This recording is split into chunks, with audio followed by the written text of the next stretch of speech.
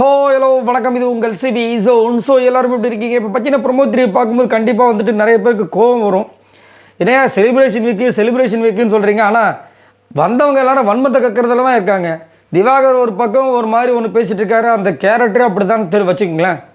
நம்ம கானாமிலத் அவர்கள் கொஞ்சம் பொறுமையாக வந்துட்டு இருக்கிற 2-3 நாள் அழகாக வந்து பண்ணிட்டு போகலாம். இந்த பிரவீன் கூட சேர்ந்து பண்ணக்கூடாது. ஏன்னா பிரவீன் வந்துட்டு அவர் ஒரு முடிவில் தான் வந்திருக்கார். தர்பீஸை வந்து கலாய்க்கணும், அவர் வந்து எப்படியாவது அசிங்கப்படுத்தி ஏதோ ஒரு முடிவில் இருக்கார். ஆனால் கானாவினத்து அந்த மாதிரி கிடையாது. அதே மாதிரி பிரவீன் ராஜுக்கு கம்பேர் பண்ணும்போது கானாவினத்துக்கு மக்கள் சப்போர்ட் எங்கேயோ இருக்குது. அப்படிங்கும்போது இந்த மாதிரி சின்ன சின்ன விஷயங்களால் கானாவினத்தோட விஷயங்கள் கம்மியாகிடக்கூடாதுன்றது நம்மளோட கருத்து. ஏன்னா உள்ளே போன திவாகர் வந்து பெண்கள்கிட்ட எப்படிலாம் பேசிகிட்டு இருக்கா நம்ம பார்த்து தான் இருக்கோம். அது வந்துட்டு கடுப்பாக தான் இருக்குது. பட் இருந்தாலும் அந்த விஷயங்கள் இங்கே வந்து தேவையில்லை. இந்த ப்ரொமோ 3 பார்க்கும்போது தான் ஒரு வருத்தமாக இருக்குது.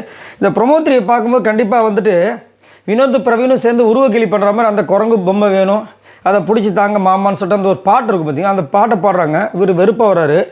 அதுக்கப்புறமா வந்துட்டு ஆதிரை கிட்ட போய் பேசினா ஆதிரை மட்டும் அங்கே பேசுகிற மாதிரி இருக்குது. அங்கே வந்து உருவக்கிளி பண்ணுற அளவுக்கு அவங்கெல்லாம் பெரிய ஆளா, அவங்க வந்து அந்த அளவுக்கு அழகாக இருக்காங்களா அப்படின்னு கேட்குறாரு. அவங்களும் ஏதோ கூட பேசுகிறாங்க. அதுக்கப்புறம் வந்துட்டு சந்தேக புத்தி ஒரு சந்தேக புத்தி எனக்கு இருந்துச்சுன்னு சொல்லியிருந்தார்ல கடந்து வந்த பாதையில், அதை வச்சு ஒரு பாட்டு பாடுறாங்க. யார்? திவாகர். அவளாம் சொரிஞ்சு விட்டு அவர் அந்த மாதிரி தான் பண்ணுவார். அப்புறம் உன்ன மாதிரி சும்மா இல்லை புரியுதா அப்படின்ற மாதிரி கலாய்க்கிறாரு. பிரவீன் ஒன்று எனக்கு அப்போ வாய்ப்பு கொடுங்க அப்படின்னு கேட்குறாரு. அதுக்கப்புறம் திரும்ப திவாகர் வந்துட்டு ஆமாப்பா நான் ஆர்டிஸ்ட் கிடையாது பண்ணுறாரு.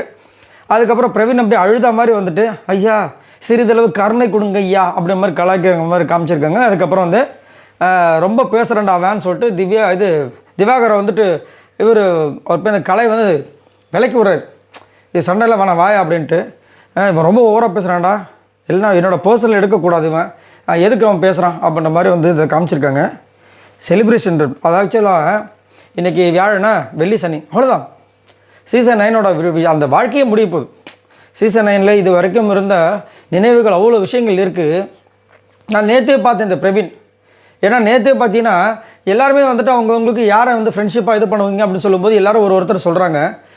நம்ம திவாகரை யாருமே சொல்லலை, கலையை யாரும் சொல்ல நினைக்கிறேன், அமித்தை கூட யாரும் சொல்ல நினைக்கிறேன்.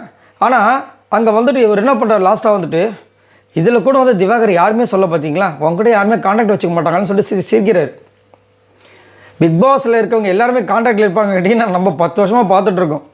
சரிங்களா? அவங்க முதல்ல எப்படி இருக்காங்க, அண்ணன் தங்கச்சி உறவு, அப்பா போட உறவு எல்லாத்தையுமே. சரிங்களா? அது வந்துட்டு அதை மீறி இருக்குறான்னு கேட்டிங்கன்னா ஒரு சில பேர் இருக்காங்க. சரிங்களா? அது வந்துட்டு வேறு விதம். ஆனால் ஒருத்தவங்க வந்துட்டு பப்ளிக்காக தான் வந்து அங்கே ஒரு டாஸ்க் வச்சுருக்காங்க. அங்கே வந்துட்டு அவரை சொல்லலைன்ற விஷயங்கள் எல்லாருக்கும் தெரியும். அதை வந்து அங்கே சொல்லிவிட்டு அதுக்கப்புறமா ஜோக்ஸ் அப்பார்ட் அப்படின்னா ஒருத்தவங்க உங்ககிட்ட ஃப்ரெண்ட்ஷிப் வச்சுக்க மாட்டாங்கன்றது இங்கே தெரிஞ்சதுக்கப்புறமா அதை நீங்கள் சொல்லிவிட்டு அதுக்கப்புறம் ஜோக்ஸ் அப்பார்ட் அப்படி சொல்கிறது அப்போ எந்த அளவுக்கு வந்துட்டு அவர் ஒரு மைண்டுக்குள்ளே வந்து ஊறி இருக்கும் பாருங்கள்.